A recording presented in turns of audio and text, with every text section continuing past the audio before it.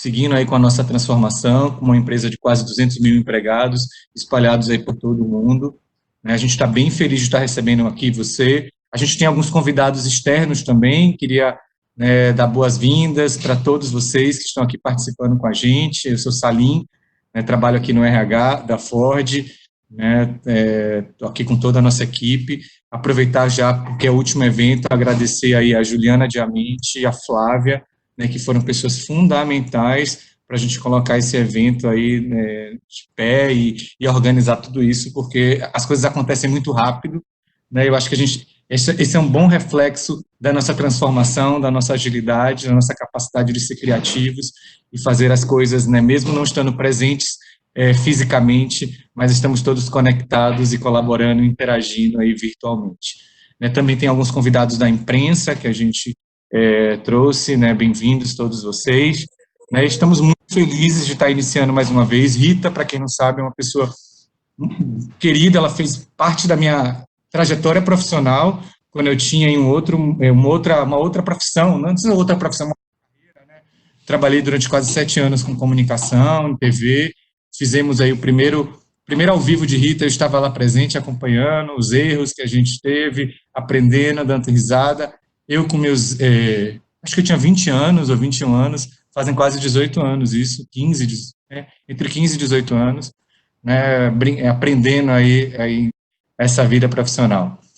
Obrigado, Rita. Eu queria passar agora para a Malvina e Gleison para darem algumas palavras iniciais e a gente começa o seu papo. Gente, obrigado a todos vocês. E lembrando, perguntas. Gleison, como é que funcionam as perguntas? As perguntas as pessoas podem já colocando no painel, Q&A, e no final, Rita, a gente faz essas perguntas para você, tá bom?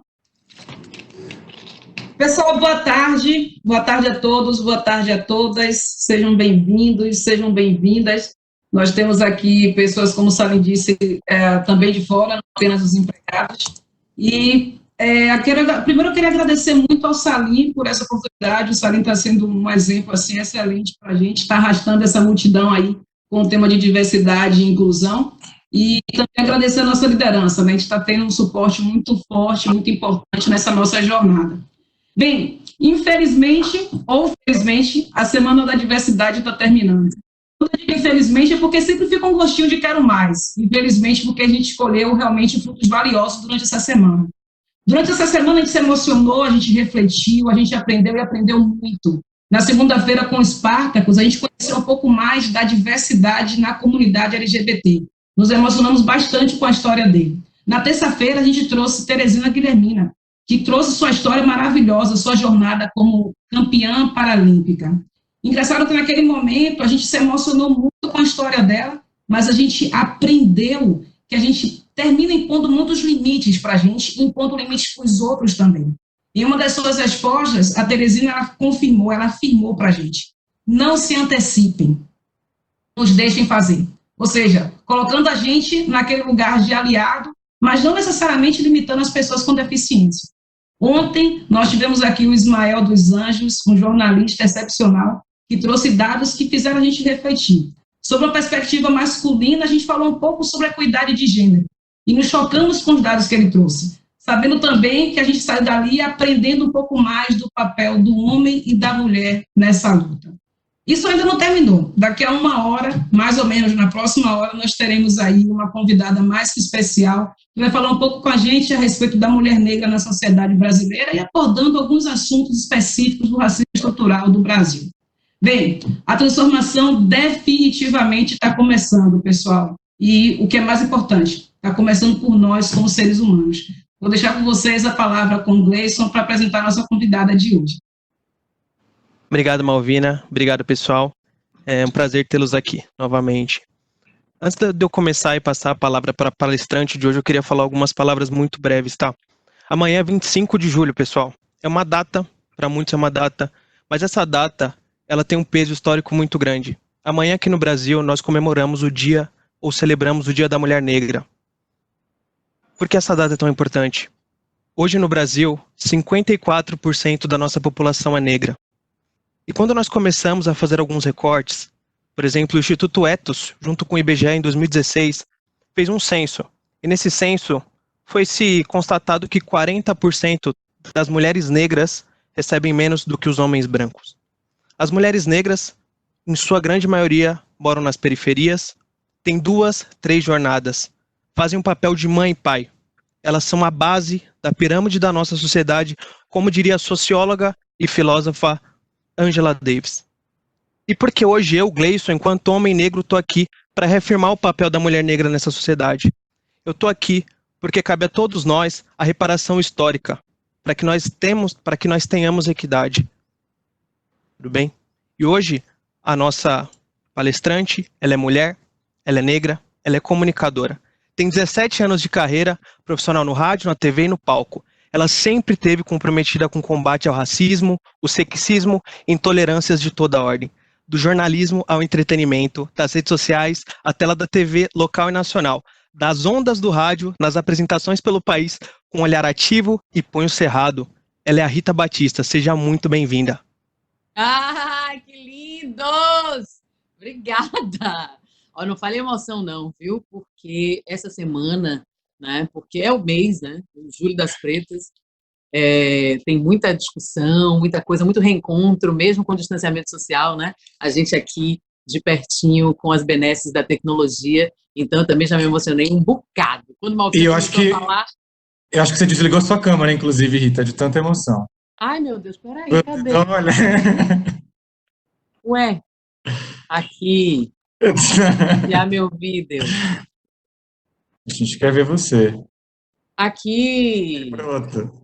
Desculpe, mas é sério, eu fiquei verdadeiramente emocionada com tudo que tem acontecido essa semana, né, no nosso país, por conta do Julho das Pretas, por conta do dia 25, como Gleison bem disse, e aí Malvina falava da emoção dessa semana. Eu imagino como foi essa recepção de tanto conhecimento, de tanta troca, né, Salim também relembrando o nosso passado profissional juntos, as nossas estreias, né? E eu estreando aqui também, porque até então, né, cada corporação me apresenta uma plataforma nova, então a Ford acabou de me apresentar uma outra plataforma, eu estou ficando boa nesse negócio, viu? De falar por aqui. Muito obrigada, mais uma vez, obrigada pelo convite, obrigada pela oportunidade. Historicamente somos silenciadas, vilipendiadas, negligenciadas, né? Suplantada é a nossa história, a história da mulher preta nessa sociedade, na sociedade brasileira. 400 anos de escravidão, né, deixaria marcas e marcas profundas no corpo, na memória, na história, e é preciso que o país não negue isso, porque o que a gente percebe é uma negação da história do povo preto. Agora, essa semana, hoje eu vi no noticiário que um líder nazista foi condenado, né? Mesmo após a sua morte, houve um julgamento agora e ele foi condenado. E ao tempo todo, né, o povo judeu fala dessa ferida que foi o Holocausto judeu, fala dos horrores da Segunda Guerra, e no nosso país as pessoas têm receio de tratar do tema, né? Tem certas reservas para falar do assunto, é como se não houvesse, mas houve, aconteceu. Foi o último país a, inclusive, abolir a escravidão, não por uma benevolência da princesa, mas por uma exigência da coroa e do capital. Mas, senhoras e senhores, trouxe minhas convidadas. Aqui é assim. Então, quero começar dizendo que eu trouxe Djamila Ribeiro, com um pequeno manual antirracista, o livro mais vendido no país, e eu acho que é uma excelente leitura, didático, pequenininho, ó, simples. Então, para quem quiser, fiquem à vontade. Trouxe também ela, Sueli Carneiro, que é decana do movimento feminista, do movimento antirracista, pensadora, querida pesquisadora, e aqui nesse livro Racismo, Sexismo e Desigualdade no Brasil, ela traz um compilado de artigos, né? Tem as datas, etc., de artigos falando sobre os mais variados temas relacionados ao que a gente vai tratar aqui. Tinha que trazer Vilma Piedade, Dororidade.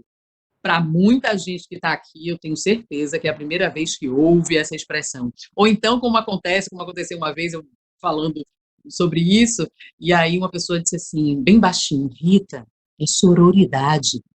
Aí eu falei, menino, não, é dororidade mesmo. E aí a gente vai conversar um pouquinho sobre isso.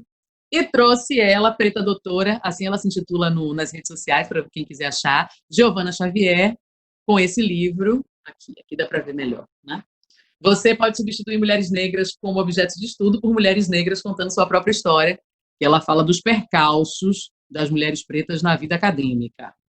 Não basta ser preta doutora, né, doutora do doutorado, é porque a coisa também é estreita em todas as ambiências. O Gleison falou muito bem sobre o dia 25, né? É importante lembrar que amanhã é o Dia Internacional da Mulher Negra, Latino-Americana e Caribenha, por conta de um encontro que em 1992 aconteceu lá na República Dominicana, um encontro de mulheres negras, um encontro muito potente, e que, a partir dali, algumas políticas, né, foram designadas, algumas questões foram começadas a ser tratadas, né, o encontro de mulheres afro-latino-americanas e caribenhas. Pronto, para ficar bem dito. E aí, algumas políticas foram criadas, algumas diretrizes, né, da luta das mulheres pretas foram traçadas a partir daquele encontro do dia 25 de julho de 1992. Aí, mais tarde, um bocadinho, aqui no nosso país, em 2014, deixa eu olhar aqui nos meus apontamentos para não errar nada, foi sancionada a Lei 12.987, de 2014, e estabelecendo que seria o Dia Nacional de Teresa de Benguela, o Dia Nacional da Mulher Preta. E é preciso falar das nossas heroínas, né? É preciso falar das heroínas pretas desse país. Teresa de Benguela foi a Rainha Teresa, assim como é conhecida na historiografia nacional, porque ela comandou um quilombo. Ela era, enfim, casada, e esse quilombo ali na região do Mato Grosso, onde hoje é Cuiabá, né, esse quilombo chegou a ter cerca de 100 pessoas, né, entre negros que foram escravizados, negros e negras, e também indígenas, e fez um verdadeiro levante. Uma das características, né, desse quilombo, hoje é o atual ali, né, nessa região que eu falei do Mato Grosso, Cuiabá, era a participação de um parlamento. Ela criou uma estrutura política, aí política lato sensu, né? A gente não está falando de política partidária, ainda mais naquela época. Então, ela criou uma estrutura onde todos eram ouvidos, havia reuniões semanais, isso, Salinco, havia reuniões semanais para que a gerência do quilombo fosse discutida com todo mundo que participava. Além do que ela tinha uma facilidade em fazer negócios, porque ela precisava de armas, né, para resistência aos bandeirantes e às invasões daquelas terras. Então, ela tinha uma facilidade de negociar, sim, com brancos que traziam essas armas. Uma outra coisa desse quilombo muito interessante é que quando os negros escravizados, né, fugidos das fazendas onde tinham que trabalhar forçadamente, claro, no período era o escravocrata, eles chegavam com os grilhões, com as algemas, tudo isso era retirado cuidadosamente, né, do corpo desses negros e negras e eram transformados em equipamentos para lavrar a terra, para o trabalho, né, para a lida, para o dia a dia. E esse quilombo vivia da cultura de algodão, milho, e o excedente era vendido, né? Primeiro a subsistência daqueles todos que ali conviviam e depois a subsistência. Depois a venda. Teresa de Benguela viveu até 1770, o terreiro, o quilombo, foi de 1730 a 1795. Né? Aí houve, enfim, foram muitas resistências, muitas batalhas, mas houve uma derradeira em 1795, e tem-se aqui notícia de 79 negros e 30 indígenas entre presos e mortos. Então é importante falar um pouco sobre a história de Teresa de Benguela com esses detalhes, né? Porque às vezes só os homens, mesmo na nossa história, na história do povo preto, só os homens são exaltados, né? Só a história dos homens é que a gente conhece. O companheiro dela, José Piolho, lembrei agora, o companheiro dela, José Piolho, é um líder famoso, né? Que as pessoas têm mais acesso, mas é preciso reconhecer e saudar Teresa de Benguela. Dito isso, quando o Gleison traz uns dados sobre o macro, né? Sobre a representação macro no nosso país, da população negra, dos 57%, e de como a gente se comporta nessa pirâmide social, a mulher negra está na base da pirâmide, né? Então, eu costumo dizer que a mulher preta carrega a sociedade nas costas, literalmente. Acima dela, né? Imagine essa pirâmide. Acima dela está o homem negro. Acima do homem negro, a mulher branca. E no topo da pirâmide, o homem branco. Então, você imagine, por isso que Angela Davis diz que quando uma mulher negra se movimenta na sociedade, movimenta essa estrutura, porque faz exatamente isso, né? Essa insurreição, é um movimento de baixo para cima, né? Então, ela traz, sim, mudanças quando há essa movimentação. Mas, para isso, há índices e indicadores que a gente precisa equalizar entre as diferentes determinações da sociedade brasileira para que, de fato, isso aconteça e para que tenhamos, sim, essa equidade, essa igualdade que tanto falamos, que tanto queremos, né? Porque o Estado brasileiro vive sob a égide da democracia, ainda bem, né? Temos um Estado democrático de direito, com todas as bases, com um rigor de leis, de obrigações, de deveres e direitos. A Constituição de 1988, a Carta Magna brasileira é perfeita, inclusive citada por juristas do mundo, né? É chamada de Constituição Cidadã, mas na prática, infelizmente, não somos todos iguais perante a lei. E daí, quando a gente percebe isso, a gente vê isso aqui nas estatísticas, 71%, isso quem diz é o IBGE, 71% das mulheres negras estão em ocupações informais e ou precárias, contra 54% das mulheres brancas e 48% dos homens brancos. Então, a gente já vê aí, já fui logo para o trabalho, né, para a subsistência, ainda mais nesse momento pandêmico que a gente está vivendo, que há uma precarização, infelizmente, né, das relações de trabalho em muitos setores da economia, por conta mesmo da pandemia, por conta da não sustentação da economia, e a gente tem percebido essa movimentação até mesmo agora, né, com a extensão do auxílio emergencial de R$ 600 para essas populações, porque até a gente tomar um fôlego, o mundo, né, tomar um fôlego de novo tem tempo e é preciso garantir o mínimo de subsistência dessas pessoas. Que aqui, né, todos nós somos privilegiados de termos as nossas ocupações, os nossos salários, as nossas carreiras correndo, apesar de termos o mundo acometido por uma pandemia. Daí, o salário médio da trabalhadora negra continua sendo metade do salário da trabalhadora branca.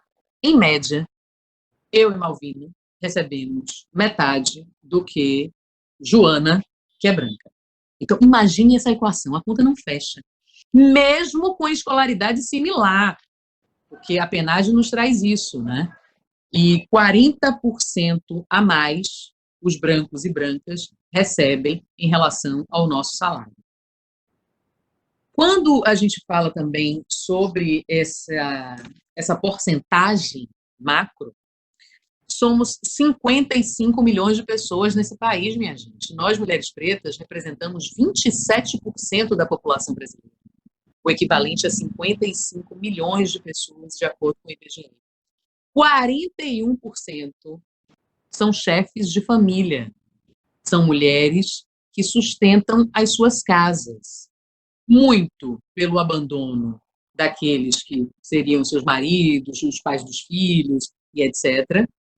Então, é um contingente também de mães solo, né? E aí, a gente, numa pesquisa empírica, mesmo da nossa convivência, a gente percebe o quanto de mães solo nós conhecemos e veja qual é a cor da pele da maioria delas. Então, pense aí, cada um no seu universo. E aí a gente vai falar um pouco sobre representatividade, que é tão importante, que é uma das nossas bandeiras, né? Que a gente fala muito sobre representatividade. Porque no universo desse, de 55 milhões de pessoas, 27% da população brasileira, 41% desse contingente chefiando as famílias, né? Então, desenvolvendo aí em várias atividades econômicas as suas habilidades.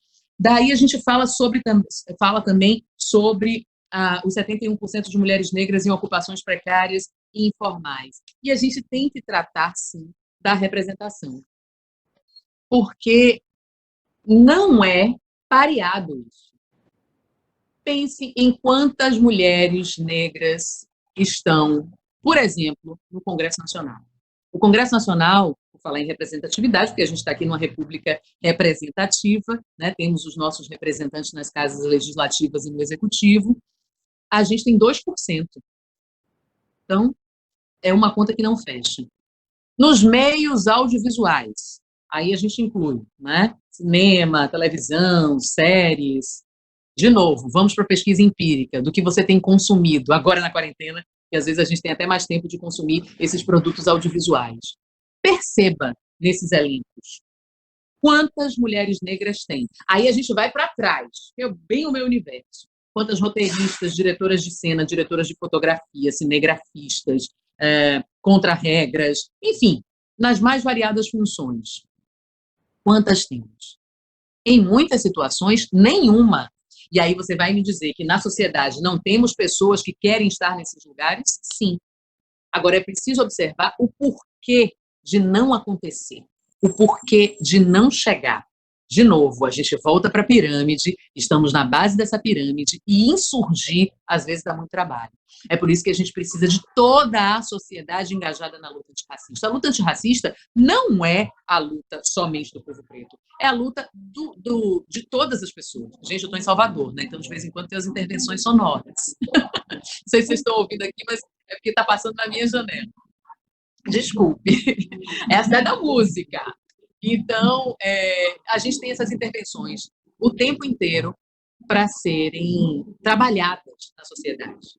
Porque muitas pessoas dizem, né? Mas como é que eu faço? Como é que eu me engajo nessa luta? Em várias situações. Das mais corriqueiras às mais complexas. Mulheres, quando chegam num cargo de poder, né, sejam elas brancas ou negras, elas têm que dar muitas provas de sua competência, né? Muitas provas de suas habilidades técnicas, muitas provas, inclusive, do seu currículo, que já foi consultado, visto, revisitado e etc. Para mulheres negras, é preciso pelo menos 3 vezes mais, porque sempre duvidam da nossa capacidade, porque acham que não tivemos acesso, ou mesmo porque a cor da pele influencia muito nisso, e aí a gente tem que falar do racismo estrutural, né, que o Dr. Silvio Almeida fala muito disso. Racismo estrutural é um livro que faz parte da série Feminismos Negros, Feminismos Plurais. É uma série de livros e que traz esse recorte também do racismo estrutural. Ele, inclusive, outro dia estava no Roda Viva da entrevista, e foi muito esclarecedora para todo mundo que assistiu. E aí ele fala que a sociedade brasileira foi edificada, o Estado brasileiro foi edificado numa sociedade racista, numa sociedade que não entendia que as pessoas negras eram gente. A gente não tinha a designação de ser humano. Então, imagine como isso é difícil, como romper com isso ainda é difícil. Porque você pensa, a gente está em 2020, 1888 foi ali, né? Foi nesse instante. Então, é tudo muito próximo. Parece longe para a gente, né, que vive ali 90, 100 anos, mas para a história é muito próximo. Então, é preciso que a gente modifique a estrutura da sociedade com as nossas atitudes, o nosso discurso, e também, pensando na nossa história, é preciso reconhecer, é preciso conhecer melhor e reconhecer para combater. Porque se a gente não conhece os nossos pilares, os pilares onde foram edificados essa sociedade, a gente, às vezes, minimiza as questões, né? Relativiza, acha que não é bem assim, e todo mundo que vem com um pouco mais de contundência é taxado de extremista, de mimizento. Salim falou antes, né, da coisa do mimizento ou mimizenta, né? E é um discurso que a sociedade brasileira precisa ter. E não é só em julho, porque eu não sou preta e mulher só em julho, eu não sou mulher só em março, e muito menos preta só em novembro, né, pelo 20 de novembro. Ou ainda em maio, pelo 13 de maio. As datas são importantes para pautar, sim, as empresas, veja aqui a gente conversando sobre isso, para pautar a sociedade, para pautar a mídia, né? Hoje, em todos os jornais, telejornais, etc., vai se falar disso, amanhã também, vai se falar do Julho das Pretas, mas o tempo inteiro a gente tem que lembrar que isso faz parte, essa pauta faz parte da nossa vida, da vida da sociedade brasileira, porque é a gênese da nossa sociedade. De novo, 400 anos de escravidão, minha gente. Então, é muita coisa. Daí, historicamente, fomos invisibilizadas, esquecidas, né? Deletadas da história, margeadas na história. Não fomos tratadas como protagonistas, né? E é por isso que Giovana Xavier fala muito você pode substituir mulheres negras como objetos de estudo por mulheres negras contando sua própria história. Então, sempre havia um porta-voz, alguém que falasse por nós, alguém que dissesse o que achava que nós gostaríamos e queríamos, porque até esse pertencimento da nossa própria história nos foi negado durante o curso da nossa vida nesse país. A partir daí, é preciso também contar, né, falar sobre memória, identidade e verdade, conhecendo para combater, que nos fizeram acreditar em algumas mentiras. E eu posso dizer isso assim com muita tranquilidade. No mito da democracia racial, que não temos. No mito de que somos um povo apático, pacífico, diante de opressões, que a escravidão, por exemplo, passou sem nenhuma questão, que não questionávamos quantos foram mortos, quantas foram mortas, inclusive no tronco, submetidas a castigos físicos dos mais severos, porque contrariaram ou desobedeceram a égide do momento e os seus senhores e senhoras. E além do apagamento e a participação das mulheres negras na história do Brasil.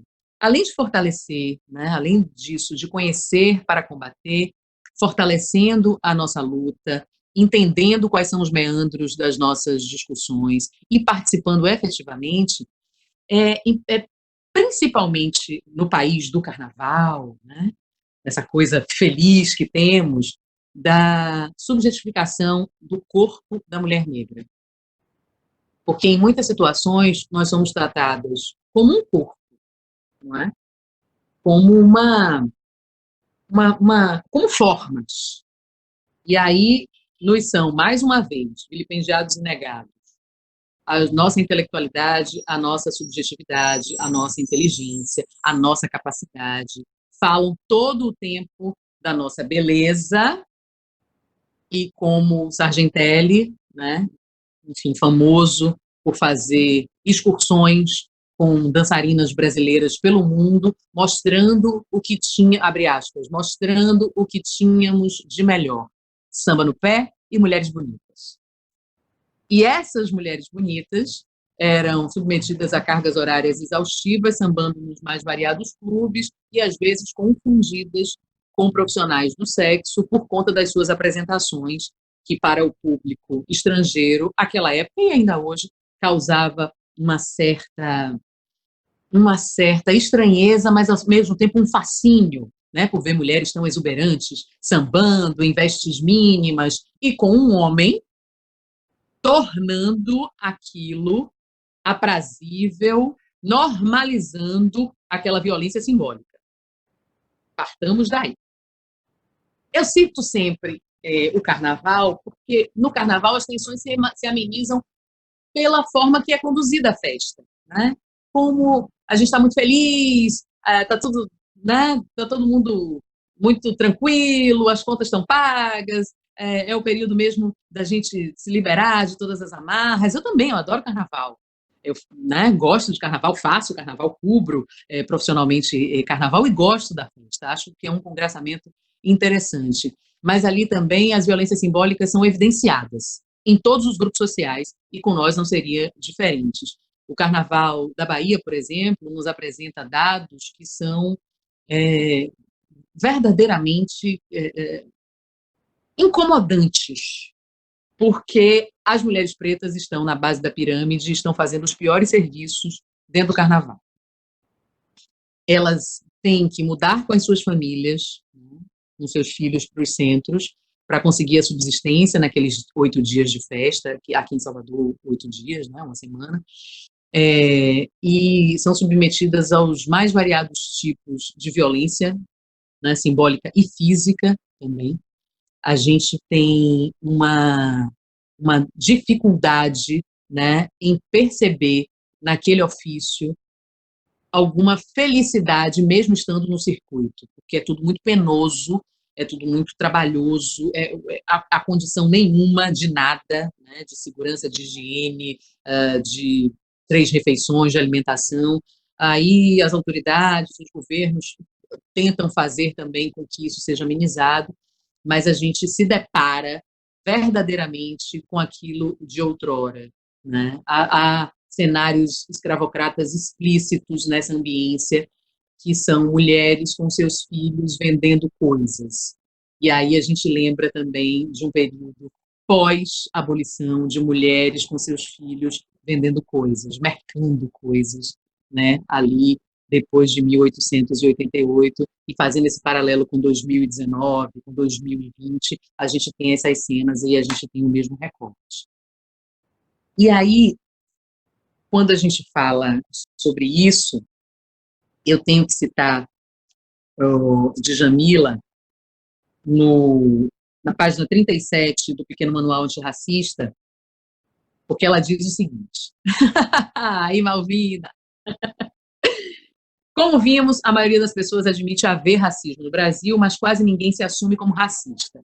Pelo contrário, o primeiro impulso que muita gente tem é recusar enfaticamente a hipótese de ter um comportamento racista. Claro que não, afinal temos amigos negros. Como eu seria racista se empreguei uma pessoa negra? Racista eu, que nunca xinguei uma pessoa negra? A partir do momento em que se compreende o racismo como um sistema de estrutura e sociedade, essas respostas se mostram vazias. É impossível não ser racista tendo sido criado numa sociedade racista. É algo que está em nós e contra o que devemos lutar sempre.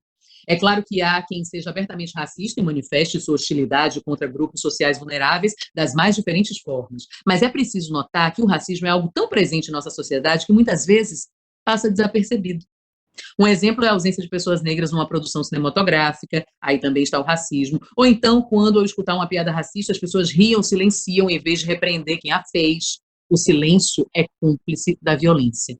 Muitas vezes, pessoas brancas não pensam sobre o que é o racismo, vivem suas vidas sem que sua cor as faça refletir sobre essa condição. Por isso, o combate ao racismo é um processo longo e doloroso. Como diz a pensadora feminista negra Audre Lorde, é necessário matar o opressor que há em nós, e isso não é feito apenas se dizendo antirracista. É preciso fazer cobranças.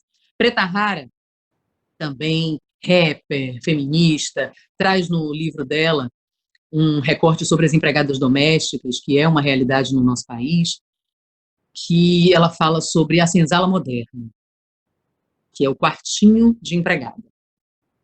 E aí, agora, na pandemia, a gente tem percebido o quanto de violação de direitos a gente tem visto de empregadores e empregadoras nessa categoria produtiva das empregadas domésticas, que faz tão parte, né, das relações que temos com o trabalho, e aí faz também ali uma fronteira com a servidão, que foi um modelo na nossa economia e na nossa sociedade em tempos outros, porque ainda assim, hoje, com toda a regulamentação do trabalho doméstico, com a OIT, o Ministério Público do Trabalho, os organismos todos analisando, vendo, participando efetivamente dessas relações, o próprio Sindicato das Domésticas, a gente ainda se depara com mulheres, em sua maioria negras, que são submetidas às mais variadas humilhações, inclusive o cárcere, como foi visto nos meses passados, 2 meses,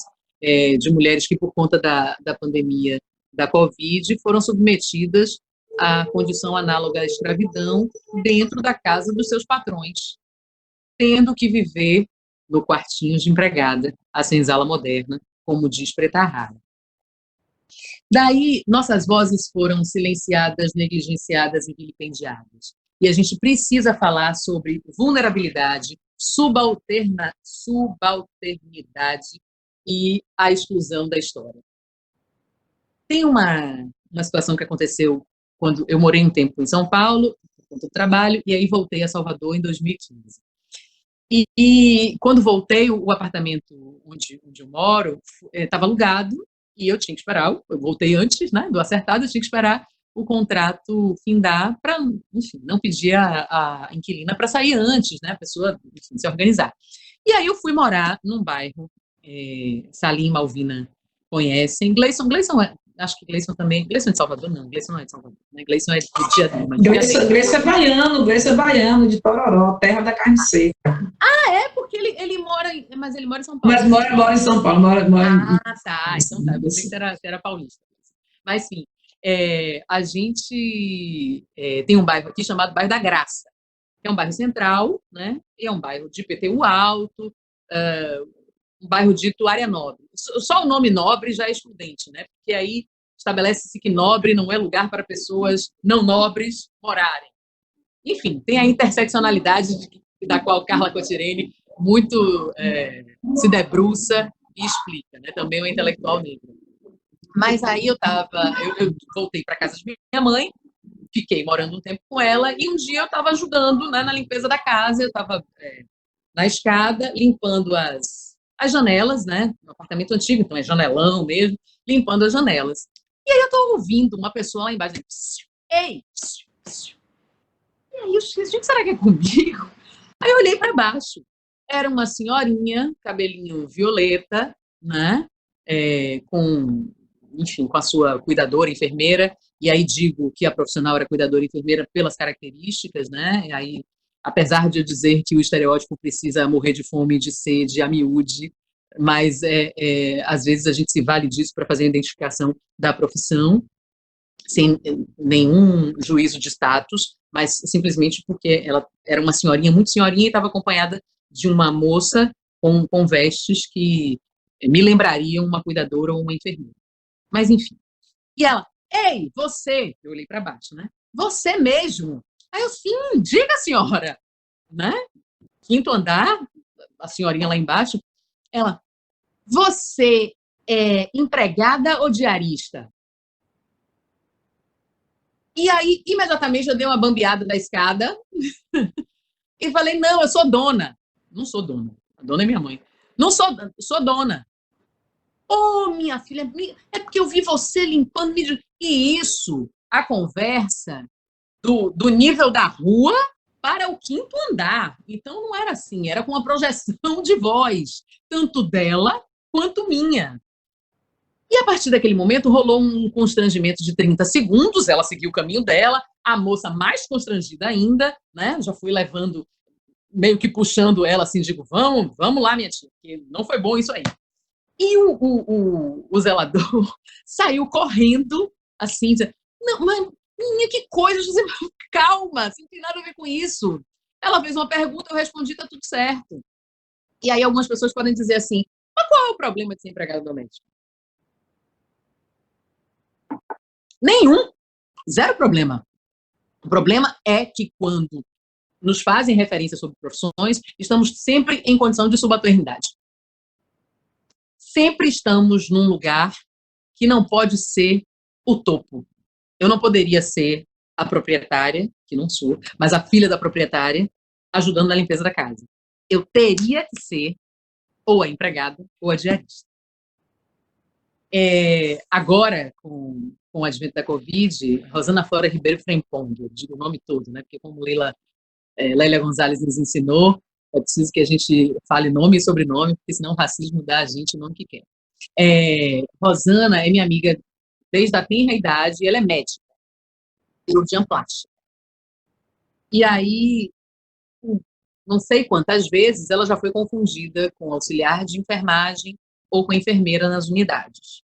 E agora ela foi dar plantão em um hospital particular de Salvador, agora na Covid, com a pandemia de Covid, e daí ela chegou, né, paramentada com o mínimo exigido e preconizado pelas autoridades de saúde e também pelas autoridades sanitárias, né, máscara, eu acho que ela estava de face shield também, não me recordo direito, mas ela foi entrar para dar plantão, então há uma entrada, né, exclusiva para médicos, etc., e as câmaras de sanitização, né, todo mundo tem que passar por essas câmaras. E aí câmaras. Então ela foi entrando e logo que ela entrou, era troca de turno, e aí troca de turno de todo mundo, um segurança negro, e aí eu explico daqui a pouco isso, um segurança negro, ei, você, ei, você, vai para onde? Aí ela mostrou a identidade funcional, ele estava, né, cumprindo o distanciamento social, E, para além disso, também manteve-se distante, né? E aí ele não viu direito. Não, aí é só para médico. Aí ele chegou assim, não, aqui, meu amigo, eu sou médica, porque talvez a gente não se conheça, não é o mesmo segurança do horário e tal, não sei o quê. Não, aqui eu não vi nenhuma médica preta aqui, eu não vi nenhum médico preto, quanto mais médica preta. Aqui é só médico. Você deve ser enfermeira, não é não? Eu tô rindo de nervoso, porque ela disse que ficou tão chocada na hora que ela não sabia se parava, atrasava o plantão tipo 10 minutos e sentava com ele e conversava e dizia e etc. Se referia absolutamente, imediatamente ao superior dele, à direção do hospital, e fazia uma reprimenda pública do que estava acontecendo, ou se sentava e chorava. E ela me contou isso ao final de 24 horas de plantão, né, a gente conversando para saber como é que estava e tal, não sei o que, ela disse assim, olha, hoje aconteceu um negócio, mas essa foi a pior de todas, porque ele disse, né, eu nunca vi uma médica preta, nunca vi um médico preto, quanto mais uma médica preta. E falou assim, abertamente, sem nenhum constrangimento. Aí a gente volta para a imagem da pirâmide. Onde a mulher negra está? Na base da pirâmide. Onde o homem negro está? Acima da mulher negra. Bem provavelmente, o segurança vê muito mais, de verdade, médicos não negros, médicos homens, né? Não negros, e talvez também médicas não negras. E aí a gente precisa trabalhar isso. Porque nem todo mundo está próprio da sua história. Porque algumas pessoas podem estar se perguntando agora, mas ele não é negro também? Ele não deveria ter imediatamente uma atitude antirracista? Mas talvez, e bem provavelmente, ele não esteja tão próprio da sua história. Há muitas pessoas que vivem hoje nessa situação por conta do processo histórico mesmo, por conta do que nos foi ensinado na escola e dos meios sociais e de como isso se trabalha. Sueli Carneiro, em Racismo, Sexismo e Desigualdade no Brasil, na página 115, ela diz o seguinte: para reverter essa tendência, é preciso, em primeiro lugar, admitir o que a experiência empírica ou os estudos sobre as desigualdades raciais reiteram. Negros com as mesmas habilitações que os brancos são preteridos em processos de seleção e, quando igualmente empregados, ganham menos pelo exercício das mesmas funções. Disso decorre que uma política de contratação justa deveria levar em conta esse viés racial presente no processo de alocação e remuneração da mão de obra no mercado de trabalho brasileiro.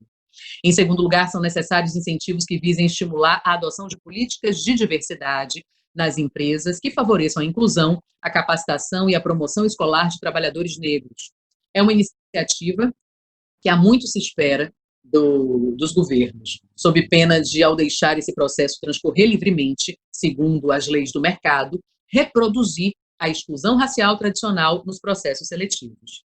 E, em terceiro lugar, é mister reconhecer que se a exigência, em média é isso, a exigência de 11 anos de estudo indicar uma tendência para conquistar uma vaga no mercado de trabalho, torna-se imperativo uma política pública agressiva para o acesso ao ensino médio e sua conclusão para os afrodescendentes. Sem essas mudanças, as defasagens, sobretudo educacionais, que são percebidas entre negros e brancos, continuarão a se apresentar como fatores de perpetuação da subalternidade social dos negros, mantendo-os em um círculo vicioso em que a falta da escolaridade exigida torna-se mentor da exclusão do emprego e a ausência do emprego é mais uma fonte de impedimento do acesso, da permanência e da conquista dos níveis superiores de escolaridade. Entende como, para o segurança, é distante, se para, às vezes, colegas que se formaram com ela. Assim, é importante dizer, na turma dela só havia ela e mais uma colega. 2 mulheres negras. Havia mais homens negros, mas, em sua maioria, mulheres e homens brancos na turma de medicina. Daí, a gente também precisa falar um pouco sobre o movimento feminista e as suas especificidades. Estamos, sim, no mesmo barco. Somos mulheres. As mulheres pretas precisam lutar contra o machismo, a heteronormatividade, o sexismo, a misoginia, mas também contra o racismo. Até aqui, né, somos todas nós no mesmo barco. Mulheres pretas, mulheres brancas. Mas o racismo nos difere. E aí, a luta, como é que fica? Gente, os movimentos sociais, os movimentos são diversos. E eu acho que essa diversidade é que enaltece, é que configura um discurso robusto e, a partir daí, políticas públicas para que haja esse enfrentamento. Mas é preciso considerar essas especificidades, porque, para as mulheres pretas, a gente tem ainda essa questão do racismo para lidar. E isso é um impeditivo dos mais graves. A cor da pele nos coloca numa situação de vulnerabilidade incrível. Quando eu trago o dado do salário, né, falando de mercado de trabalho de novo, porque isso nos baliza muito, né, o mercado de trabalho. Quando eu trago o dado que, em média, as mulheres pretas ganham metade do que as mulheres brancas ganham, é preciso falar sobre isso, é preciso evidenciar isso, é preciso, né, colocar dentro do movimento feminista, trazer essas questões. Porque a gente tem uma infinidade de assuntos para tratar com as nossas irmãs brancas, mas é preciso que tenha reciprocidade e equivalência, sabe? Porque somos recíprocas, mas a equivalência às vezes se perde. Às vezes a gente tem uma certa dificuldade de acessar certos assuntos com as mulheres brancas, né? Porque, apesar de estarmos, de novo, no mesmo barco, a gente tem, né, como diz uma amiga também, feminista e militante, a gente não tem bote salva-vida para todo mundo. E, às vezes, isso é um determinante. É um determinante na vida. E aí, no movimento feminista, tem um conceito de sororidade, né? Ser soror, né? Ser irmã, ser próxima da luta ou do combate à violência das mais variadas formas dentro desse espectro do feminismo no Brasil. E aí a professora Vilma Piedade, né, traz esse conceito, mais um conceito, de dororidade. E aí ela diz aqui, um conceito nunca está pronto, definitivo e imutável. O movimento é sua marca, movimento histórico, movimento ideológico, movimento, multiplicidade, crítica, conceitos são circulares, e até para eles, como se diz, a fila anda. Surgem significados inesperados, aparecem outros discursos, despontam novas reflexões. E ela continua, circularidade. Mas qual a finalidade, no nosso caso, de ter um novo conceito, dororidade? Será que, como mulheres feministas, sororidade não nos basta? A pergunta está no ar. Dororidade, sororidade. A sororidade ancora o feminismo e o feminismo promove a sororidade. Parece uma equação simples, mas nem sempre é assim que funciona. Apoio, união e irmandade estão entre as mulheres e impulsionam o movimento feminista, mas podem surgir questões como o conceito de sororidade já dá conta de nós, jovens e mulheres pretas, ou não? O caminho que percorro nessa construção conceitual me leva a entender que um conceito parece precisar do outro. Um contém o outro. Assim como o barulho contém o silêncio, dororidade, pois, contém as sombras, o vazio, a ausência, a fala silenciada, a dor causada pelo racismo. E essa dor é preta. Jennifer, esqueci o sobrenome de Jennifer agora, atriz. Regina Casé fez isso na rede social dela e Jennifer também fez isso na rede social dela. Ela colocou, fez 10 perguntas, isso, Malvina, fez 10 perguntas. Tanto Regina fez com o genro e com a filha, e Jennifer, atriz, meu Deus, esqueci o sobrenome de Jennifer agora, filha. Jennifer fez com uma amiga branca. E aí dividiu tela e fez 10 perguntas, eu não vou dar o spoiler das perguntas, depois quem quiser procurar nas redes sociais, é bem interessante, é bom para fazer em casa, né? Não tem agora as brincadeiras todas da quarentena, esse é um exercício importante e impactante. Então, ela fez 10 perguntas e, a partir das respostas, né, se em caso afirmativo, a gente vai baixando o dedo. Todas, né, Cleison? Pois é. Todas as perguntas com um cunho racial, né, com interseccionalidade aí de raça e gênero, no caso das meninas. E muita gente ainda se surpreende quando Jennifer ficou com a mão fechada, né? Todas as questões para ela foram sim, e a amiga em nenhuma das questões. Assim como para a filha de Regina Casé, nenhuma questão que aborda o racismo, nenhuma questão para ela foi sim, e para o marido dela, que é negro e negro retinto, né, porque aí também há o colorismo, e quanto mais o tom da pele se aproximar do eurocêntrico, né, do branco e etc., a gente tem alívios no racismo, mas ele é um negro retinto, assim como eu, né, não há dúvida que sou negra, e ele também teve os 10 dedos, né, cerrados, fechados, porque todas as respostas foram sim. Há pouco tempo, eu vivi uma situação que, enfim, depois a gente riu, mas na hora eu fiquei um pouco... Porque é isso, né? A gente não espera, né? A gente está aqui preparado com o discurso, né, Salim? E tal, mas na hora que acontece, na hora que bate, a gente fica, né? Toma, assim, um choque, um barravento, para depois recobrar e seguir, né? Aconteceu comigo no supermercado, foi agora, durante a pandemia, no supermercado, e eu tenho essa mania, porque fui fiscal da SUNAB, quem lembra de SUNAB? Pois Malvina, é do nosso tempo. Mas a gente recebia aquela cadernetinha, né? E aí a gente ficava comparando os preços, época da inflação, minha gente.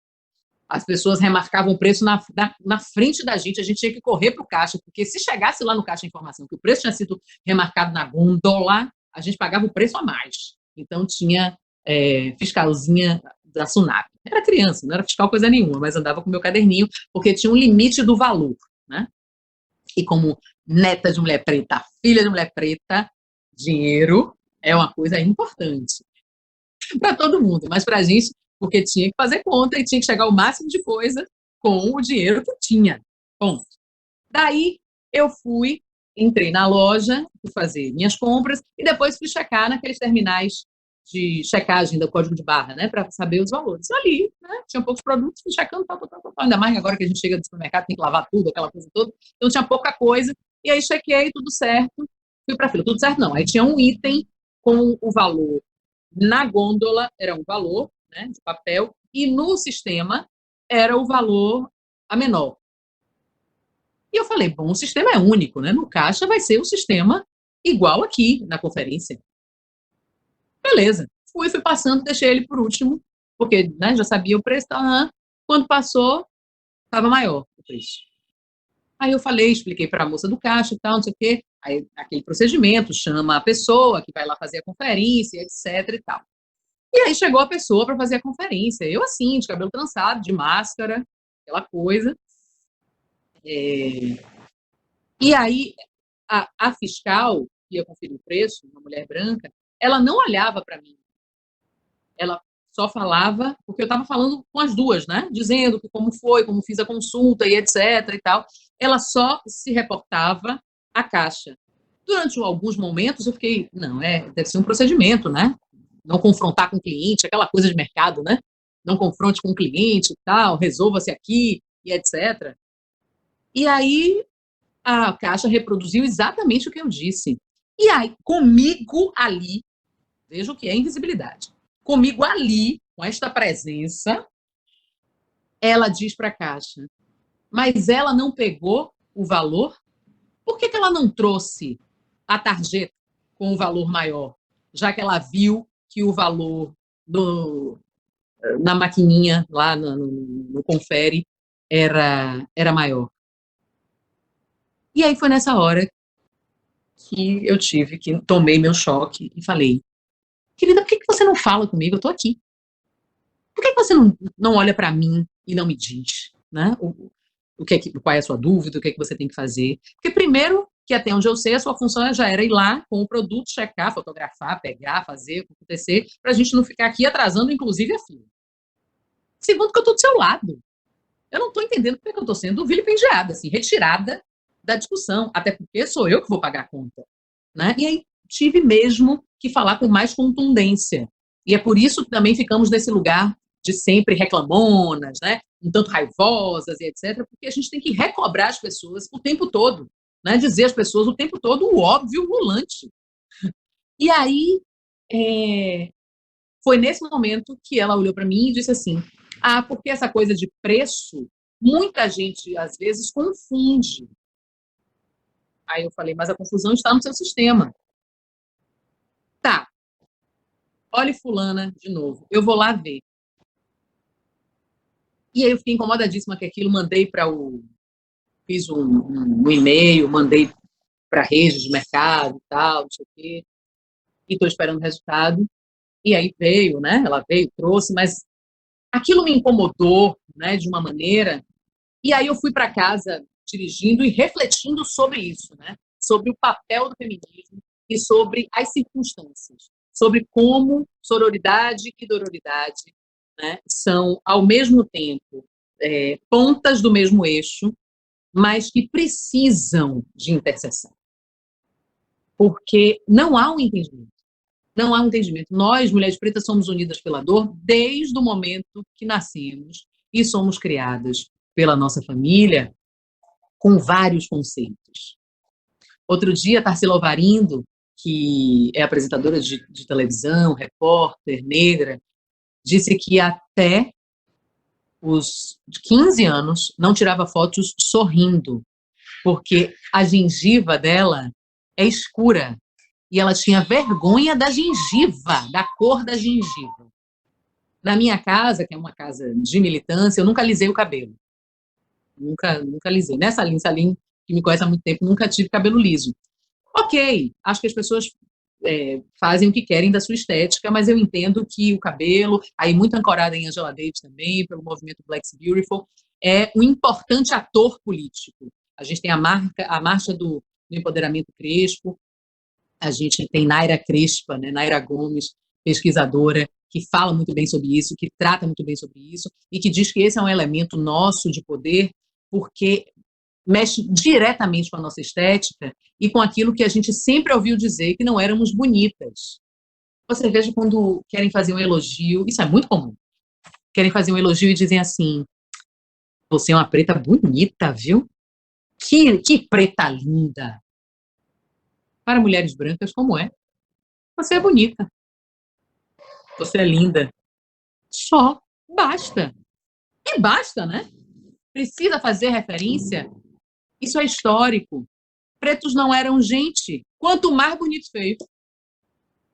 E mulher preta? Não é bonita, não. É exótica.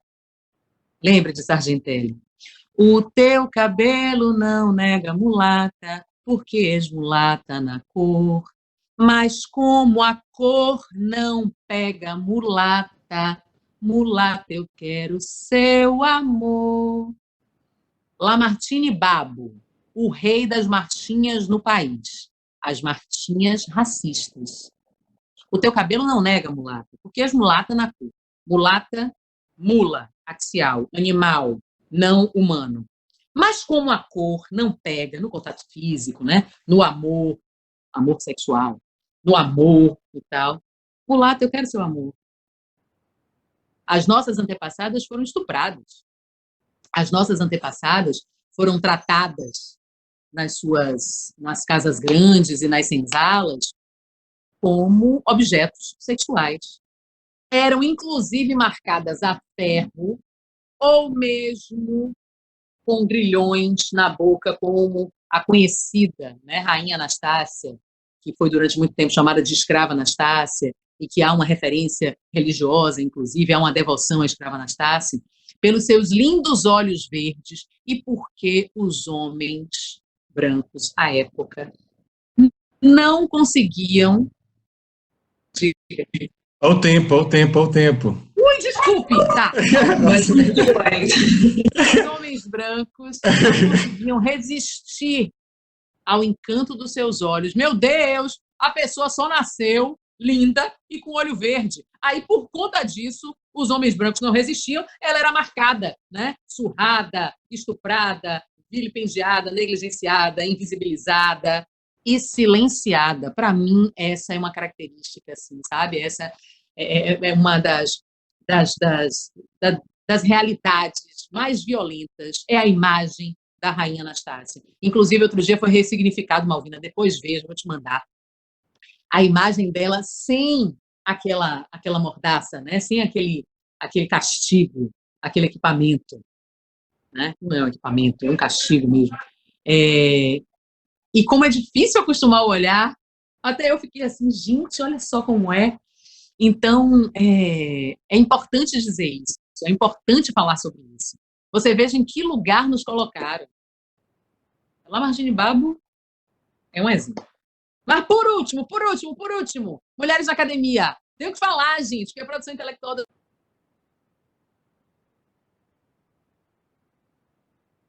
mulheres pretas, ouçam as mulheres pretas falar, quão é importante a gente estar aqui nesse momento. E Mulher Preta fala um bocado assim, rompe o tempo que é estabelecido, minha gente, porque não deixaram falar historicamente, viu? Desculpe, mas peraí.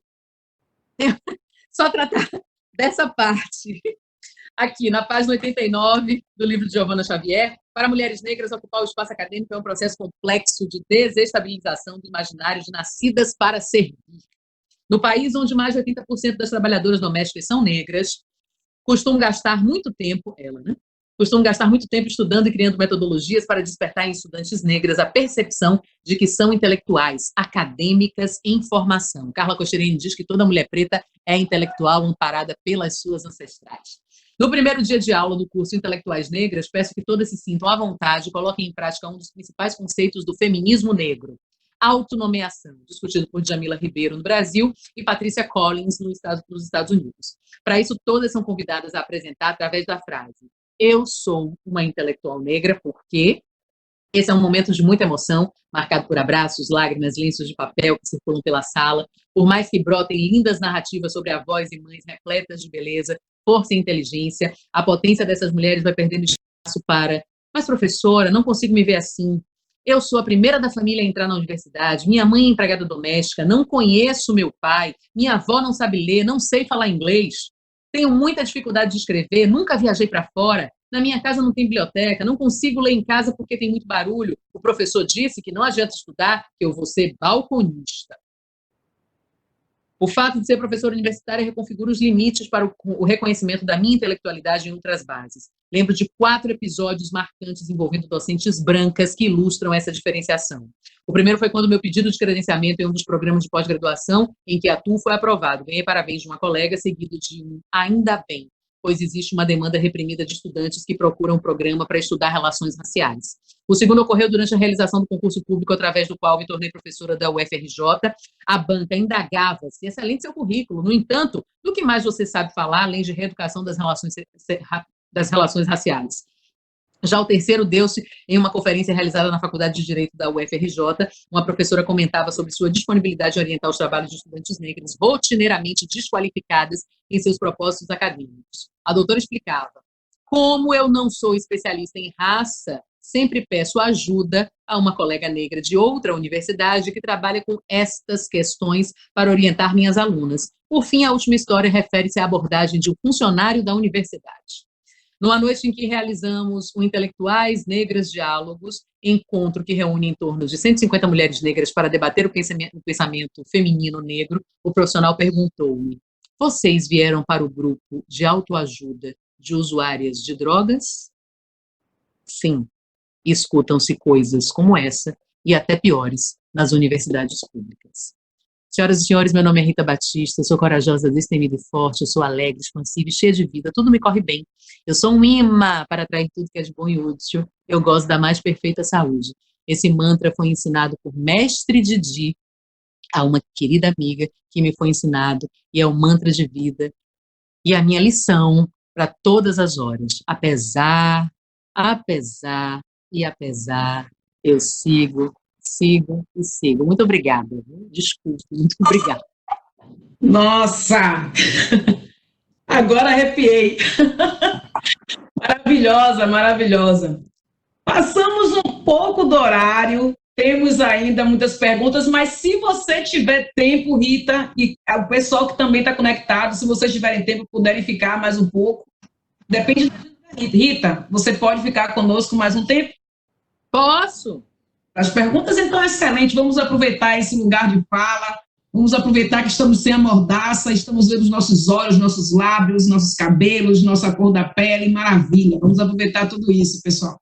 Bom, primeiro a turma aqui, muita gente se emocionando, muita gente compartilhando depoimentos pessoais, agradecendo as suas palavras, parabenizando pela palestra, muito boa. E aqui a gente ainda tivemos aqui momentos de mais de 300 pessoas conectadas, alguns tiveram que desconectar por conta de outras reuniões, enfim, por conta de outros compromissos. Mas vamos lá, começando com a primeira pergunta, que traz aqui um olhar estrangeiro para a nossa sociedade brasileira. Essa pergunta é da Anália, ela é argentina, e a Anália fala o seguinte: custa muito para ela acreditar num assunto, a se acostumar com o assunto racial. Ela nasceu em Buenos Aires e lá não tem pessoas negras, né? A gente sabe muito bem que a população negra de Buenos Aires é mínima, quase nada, enfim. E aí a pergunta dela é o seguinte: como você é recebida, seja como turista ou como profissional, em países onde tem essa realidade, majoritariamente branca, pouquíssimas pessoas negras ou quase ninguém? Conte aí para a gente alguma experiência positiva ou negativa a respeito, por favor. Tá, então eu vou falar da... A minha primeira viagem internacional foi para Buenos Aires, né? E eu fui muito bem recebida da chegada, do aeroporto, do hotel, dos restaurantes, das pessoas. E aí aquele tour de Buenos Aires, né? Show de tango, etc. Os homens portenhos, principalmente, querendo conversar e saber, e uma espécie de paquera, assim, e uma coisa muito que me incomodou um pouco, ainda me incomoda, né?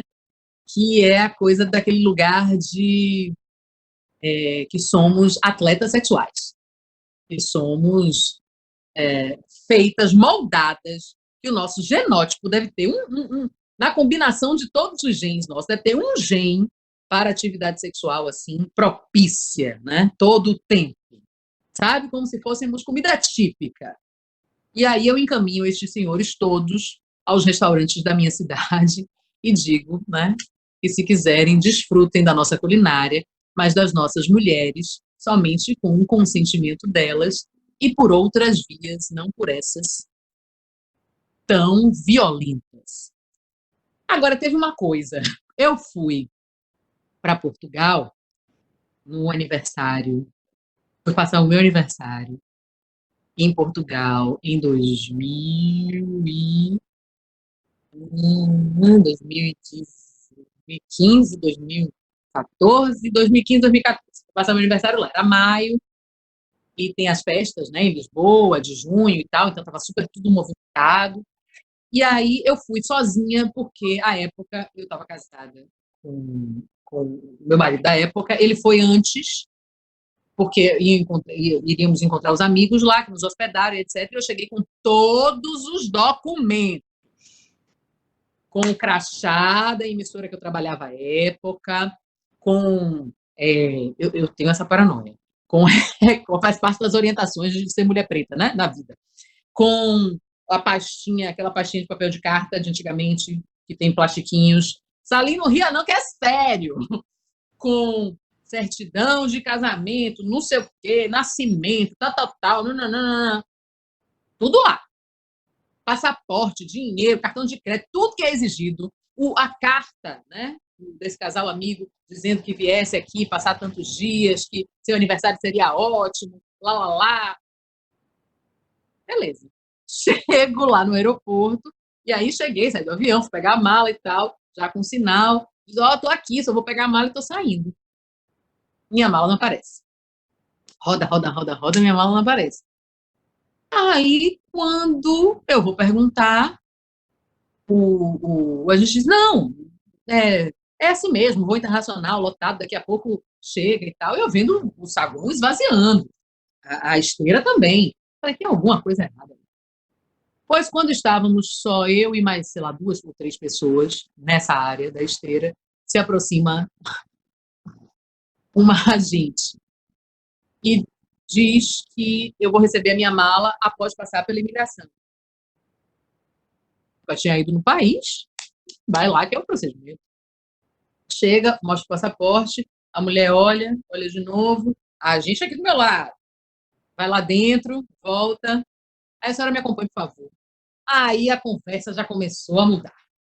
Aí eu falei, mas eu tenho que acompanhar porque não, por favor, me acompanhe. Chego, bom, para encurtar a história, chego na salinha, minha mala está lá, já aberta, revirada. Tem um livro de rostos que me é apresentado. Tem um monitor virado para mim, outro monitor virado para 2 agentes policiais, enfim. E eu tive que me explicar algumas vezes que eu não era uma narcotraficante internacional e que meu nome era Rita Batista, que eu era apresentadora no Brasil, que meu marido estava do lado de fora me esperando, e isso e aquilo outro e tal e coisa. A moça parecia é preta. Aí tem um ditado que se usa muito ainda, né? Todos os pretos se parecem, não. Isso é negar nossa existência, viu? É dizer que todos nós estávamos lá, enfiados no navio negreiro, entendeu? Tanto vale um por outro, porque o que interessa é a nossa força de trabalho. Interessava. Vai, minha gente, não me empolgue de novo.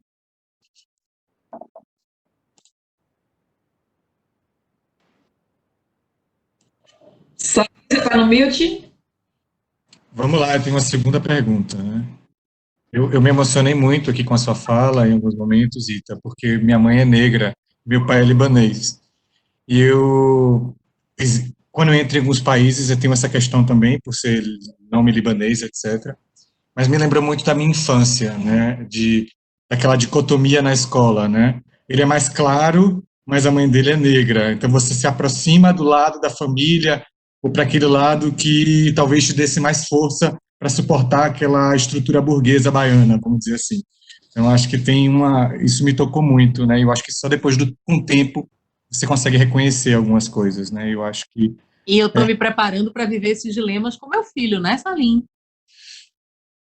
Porque quando ele nasceu, eu vou começar a chorar. Quando ele nasceu, no hospital, na hora do certificado de nascido vivo, que é o documento primevo antes da certidão de nascimento, a moça chegou no quarto, e aí tem que conferir os dados, e aí lá para as tantas, ela chega, a mulher parida, né? Eu parida ali, cheia de coisa e tal. Marcel, meu marido, estava no quarto, e aí ela confirmou dados, nomes e tal, não sei o quê. E aí ela olhou para mim e para Marcel e perguntou: e o neném? Branco, né, mãe? Aí eu falei: meu amor, como ele pode ser branco? Saído de uma mulher preta. Imediatamente, Marcel a conduziu à saída, né? Porque eu ainda estava, aquela coisa, né? Puerpério. E aí eu fiquei enlouquecida com aquilo, sabe? E eu vi que vai ser a vida toda. Mas foi. Martim nasceu num sábado. Esse negócio dessa declaração de nascido vivo chega no outro dia. Foi no domingo de manhã. Eu não vou esquecer disso nunca.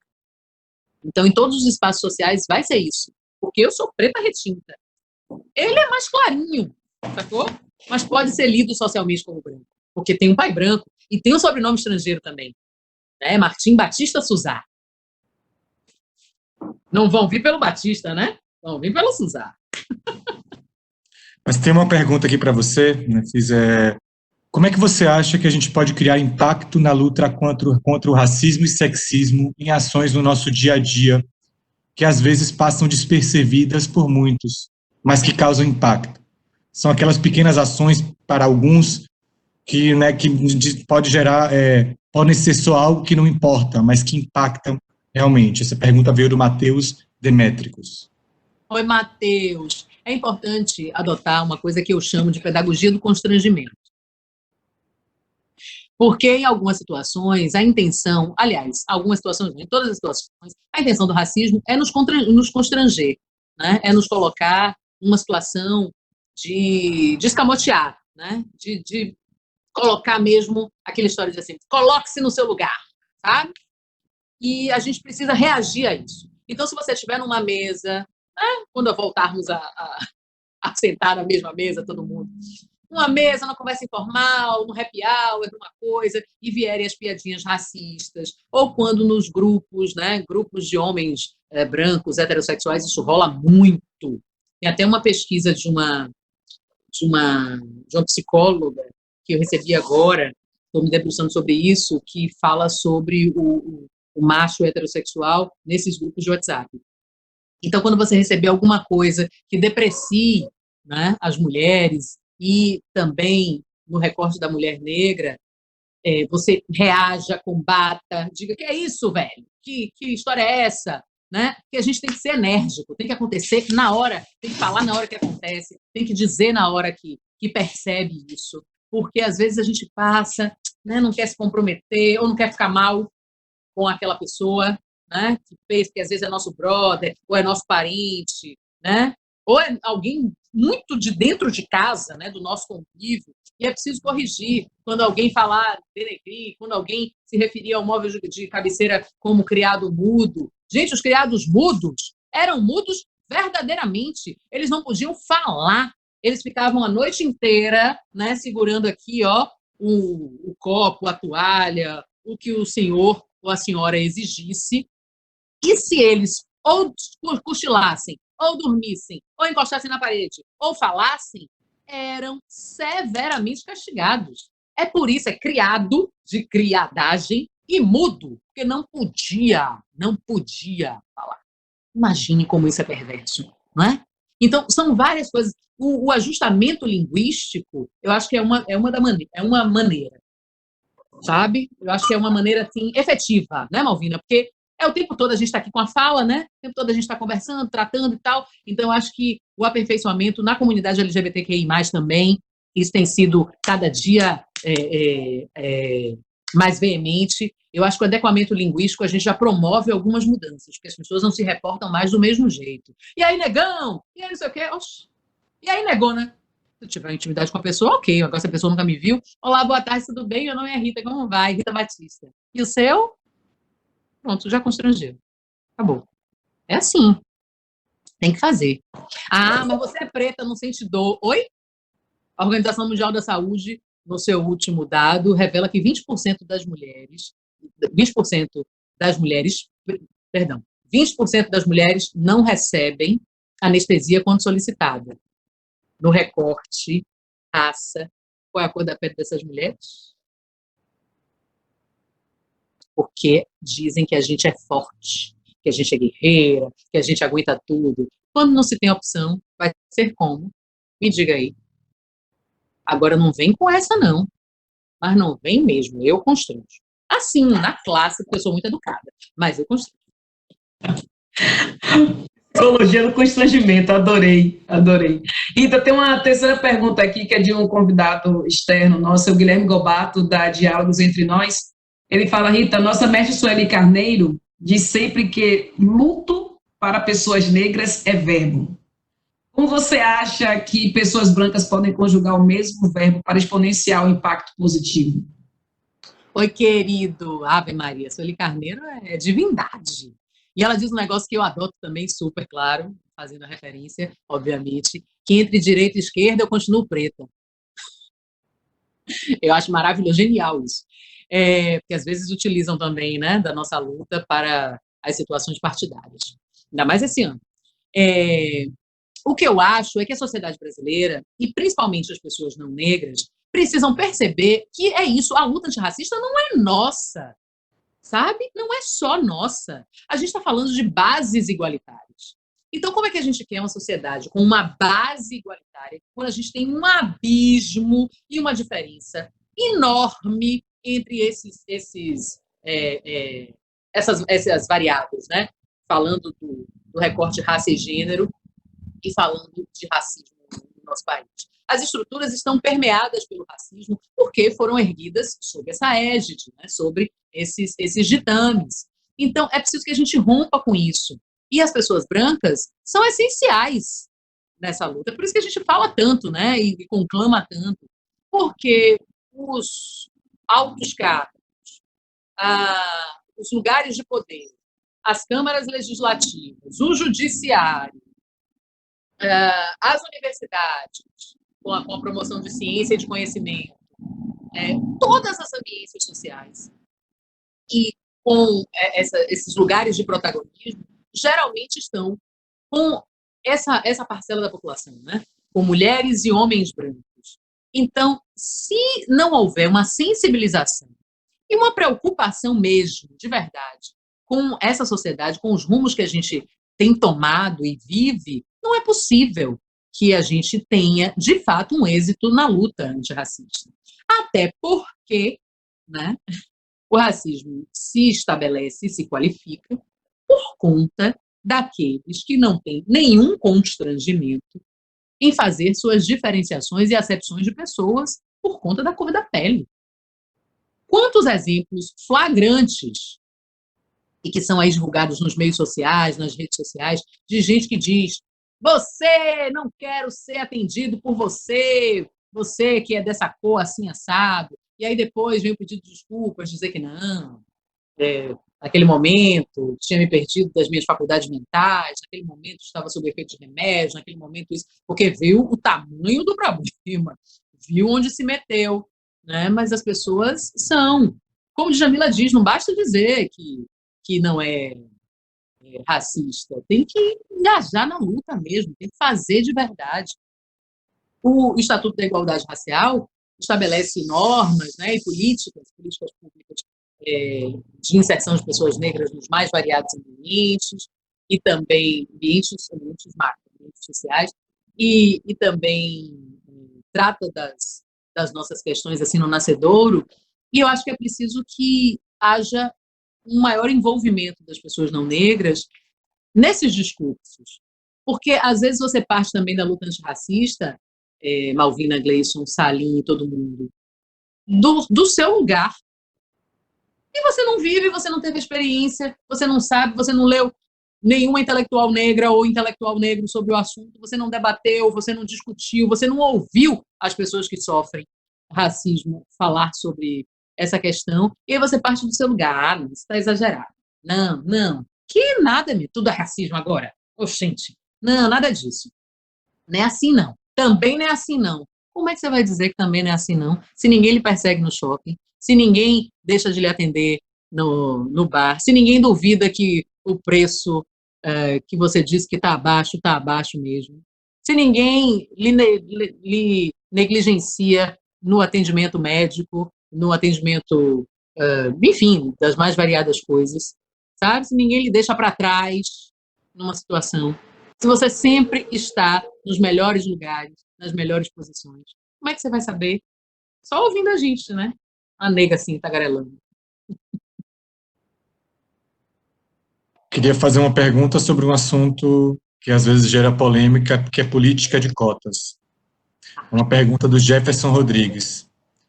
Você acredita que a política de cotas pode ajudar nessa quebra dos vieses raciais, né? Ou você acha que aumenta ainda mais o conflito? A política de cotas mora aí nesse debate da pergunta dele, reside nesse debate, porque há quem defenda que há um acirramento dos conflitos por conta da política de cotas, do estabelecimento. Ai, meu Deus do céu. Alternar para o modo. Peraí, minha gente, a bateria aqui. Alternar para o modo somente.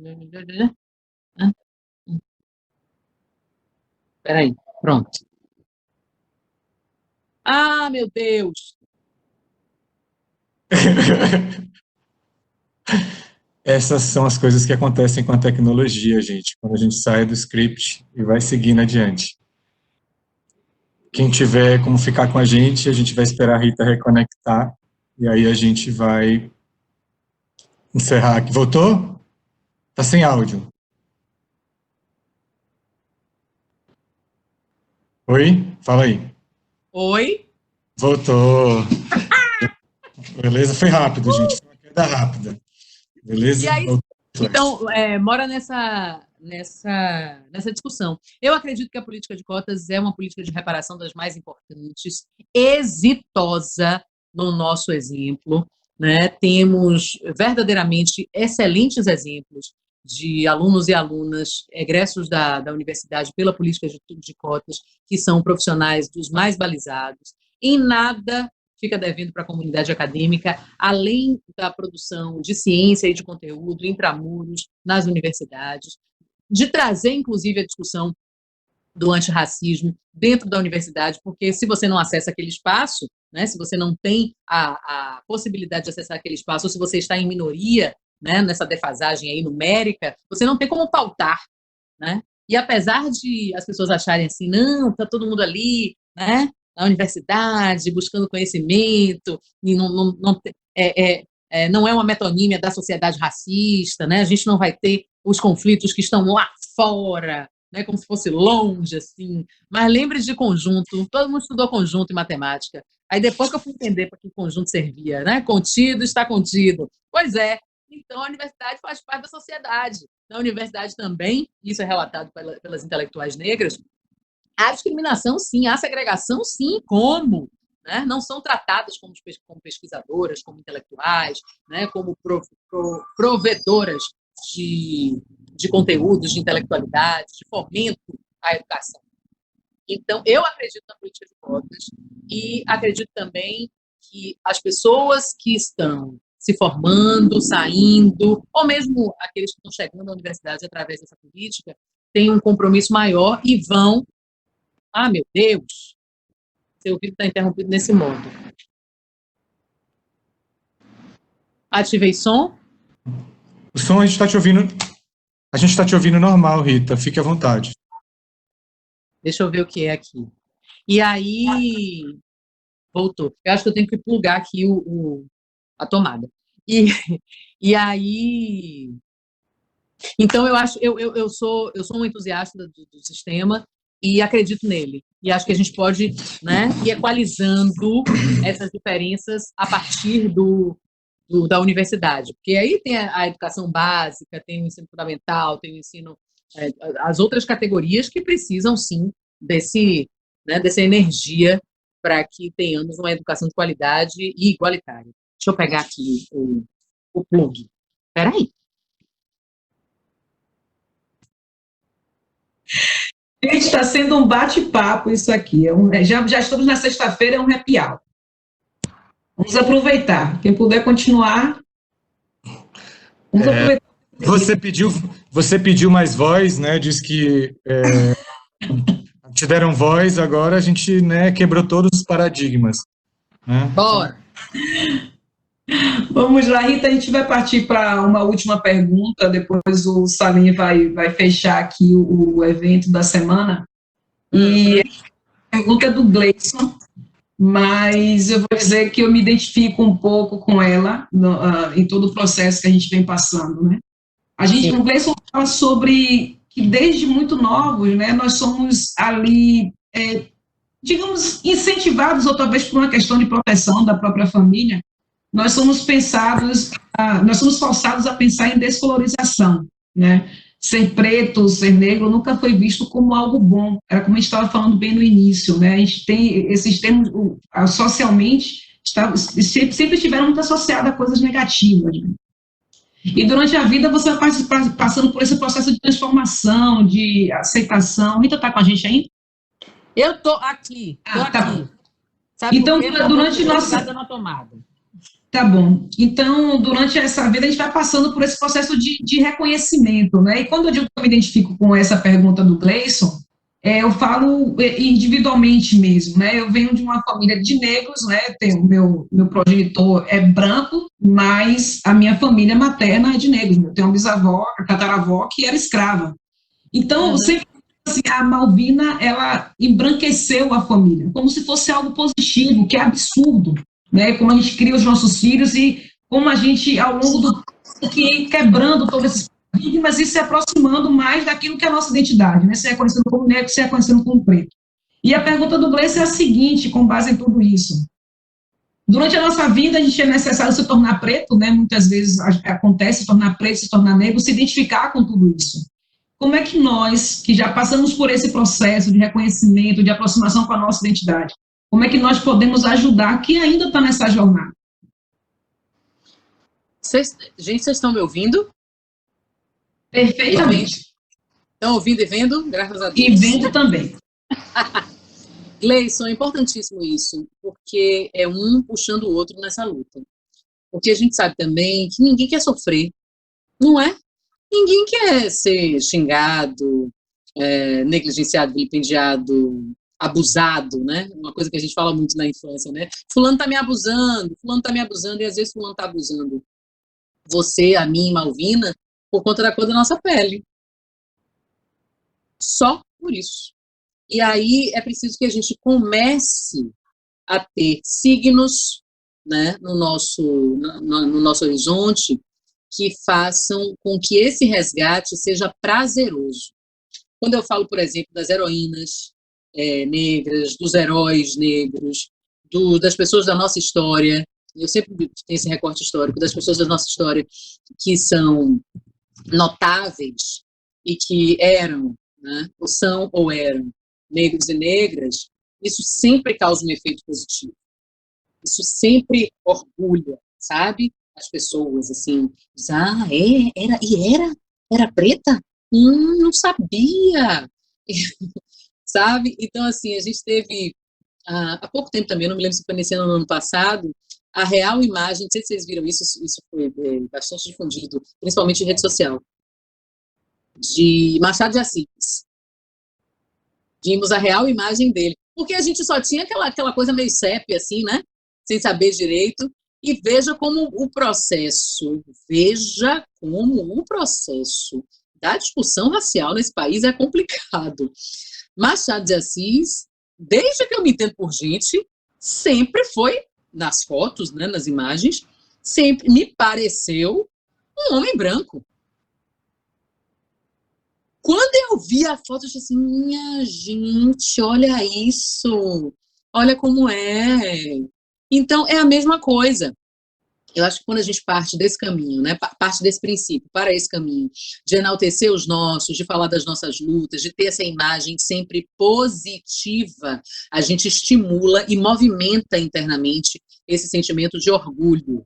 Porque nos orgulharmos, claro, obviamente, é importante nos orgulharmos sobre os aspectos culturais, as contribuições culturais para esse país, né, nas artes mais variadas, na música, na dança, na culinária. Obviamente, a gente se orgulha muito disso, mas somos cientistas.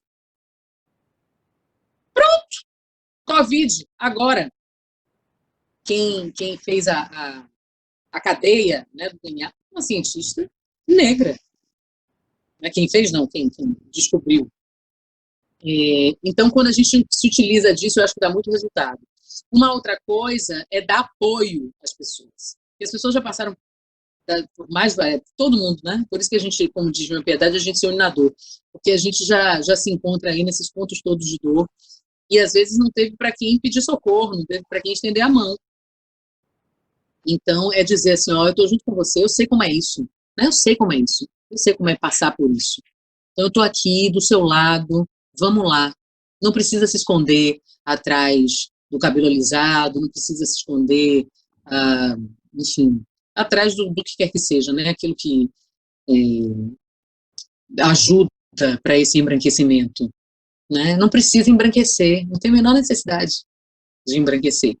Em nenhum aspecto, nem objetivo, nem subjetivo. Obrigada, Rita. Salinha com você. Gente, queria agradecer a todas essas 133 pessoas, né, que ficaram com a gente até o final. Isso, assim, incrível para mim, toda essa semana.